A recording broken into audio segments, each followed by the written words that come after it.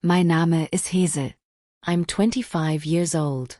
And on the night of my wedding, I realized love can sometimes look exactly like betrayal.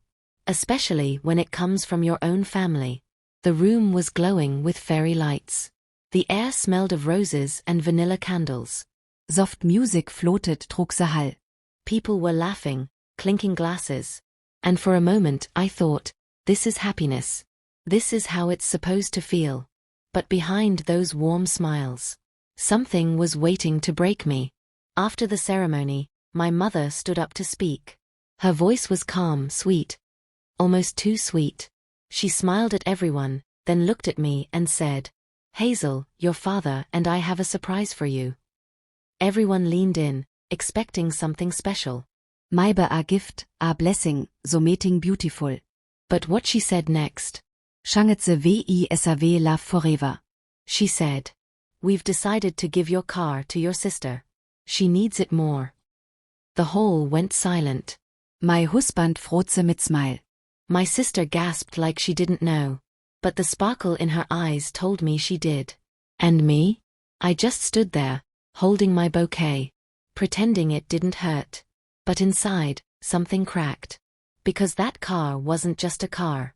It was my father's last gift before he passed away. The one thing I kept to feel close to him. And now, my own mother was giving it away. On my wedding night. I smiled. Not because I was okay, but because I finally understood the truth. Some people don't destroy you all at once.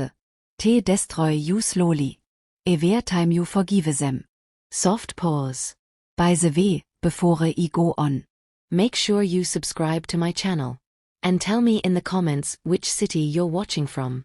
Because what I'm about to tell you next. Since childhood, I lived in my sister's shadow. Her name was Danielle.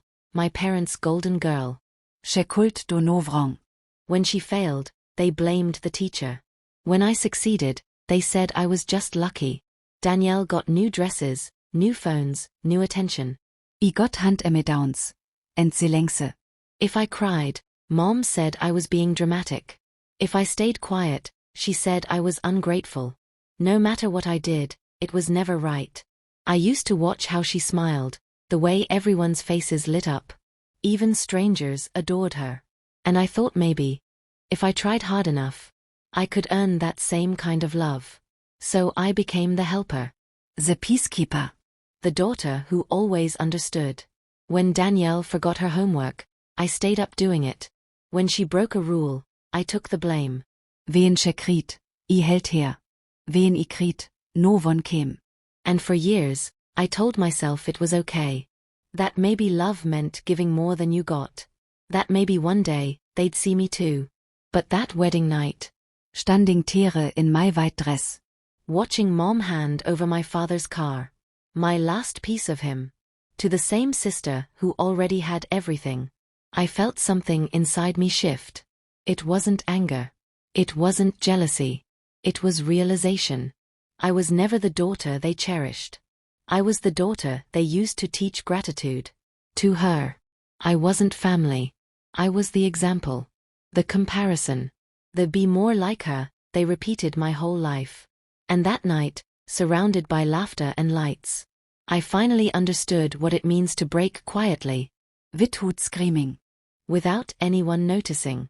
Because when you grow up always being second best, you learn how to smile while disappearing. Soft pause. I didn't say a word that night. Not to my husband. Not to my mother. Not even to Danielle. But deep down, I promised myself one thing.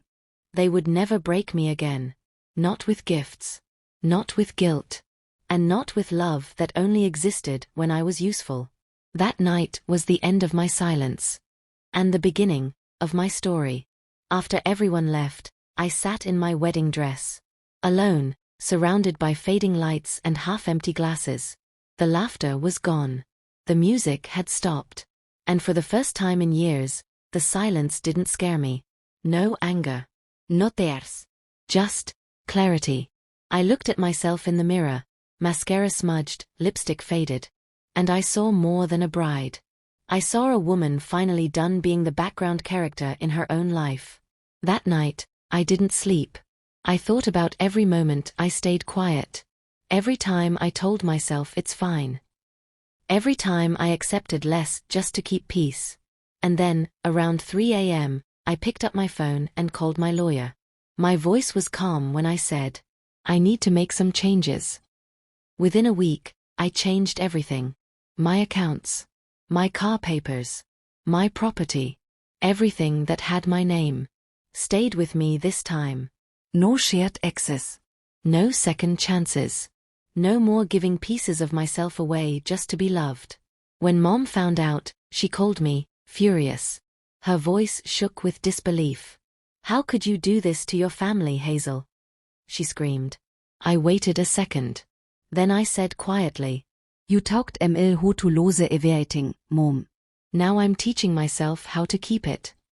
There was silence on the other end. For once, she had no words. I didn't cry after hanging up. I didn't doubt myself. For the first time, I didn't feel guilty. I felt free. Free from the weight of approval. Free from being compared. Free from the kind of love that only took and never gave back. As I packet the last of my wedding gifts. I realized freedom doesn't always come with fireworks. Sometimes it comes in quiet decisions. Made at 3 a.m. When no one is watching. That night was my turning point. Not because I fought back. But because I finally chose myself. And deep down I knew. The girl they once called too soft. Was about to become someone they'd never forget. A few days later, Danielle posted a photo online. Her face pale, eyes red, fake tears shining under perfect lighting. The caption read, My sister changed after marriage. She left us for money. Within minutes, the comments started pouring in. People I hadn't spoken to in years were suddenly experts on my life. She's so selfish. Money changes people. Poor Danielle, she doesn't deserve this. Some even tagged my account, writing things like, Go back home, Hazel. Forgive your poor family. Blot ist tickatan pride. I just sat there, staring at my screen.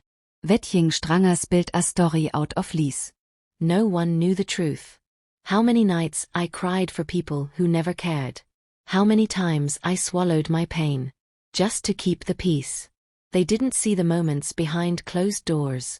The ones without cameras, captions, or filters. The ones where I was the villain simply for saying no.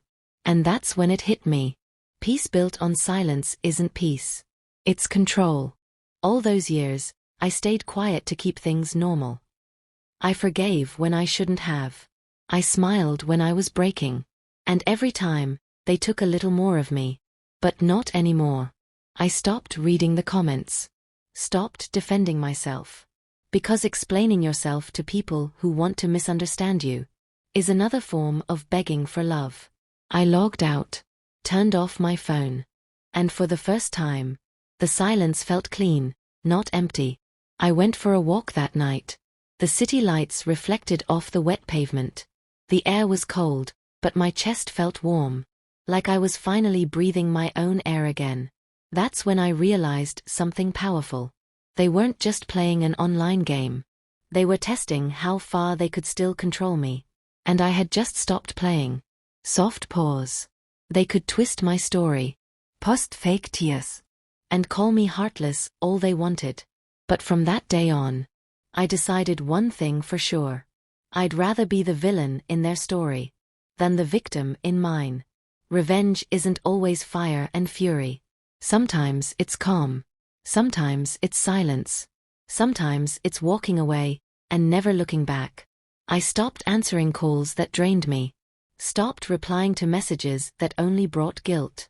Stopped visiting homes where I always felt small. At first, the quiet felt strange. Like something was missing. But slowly, I realized what was missing wasn't love. It was noise. The kind of noise that made me doubt myself. That made me feel guilty for being happy. That made me believe I had to shrink so others could shine. Without that noise, I finally had space. To breathe, to heal, to grow. I started filling my days with new things. Books that made me think. Long drives with no destination.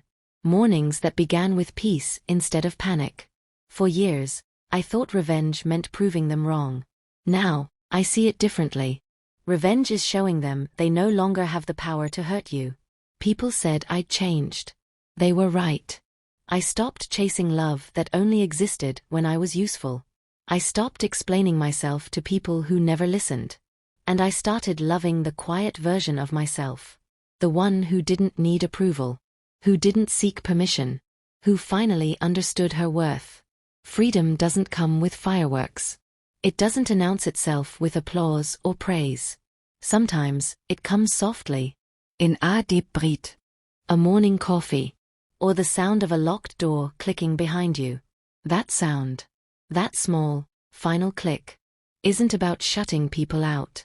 It's about choosing yourself. And finally letting peace in. Because the sweetest kind of revenge isn't destruction. It's peace. And peace. Real, unshakable peace. Is something they can never take away. If you've ever felt like the people you love only notice you when they need something, this is your sign to stop begging to be seen.